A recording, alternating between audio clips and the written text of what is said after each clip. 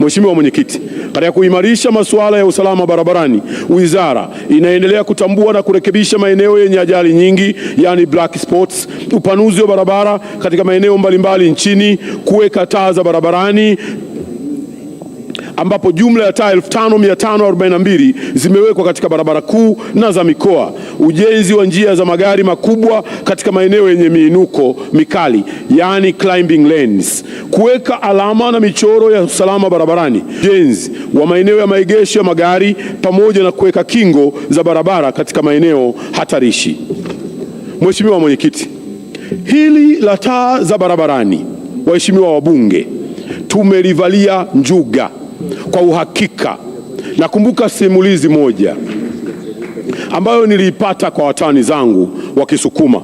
ambapo kwa mara ya kwanza mara baada ya taa zile za barabarani kufungwa kule Kigongo Busisi katika daraja la John Pombe Joseph Magufuli, kuna Msukuma mmoja alilala nje ya nyumba yake akidhani usiku haujaingia bado.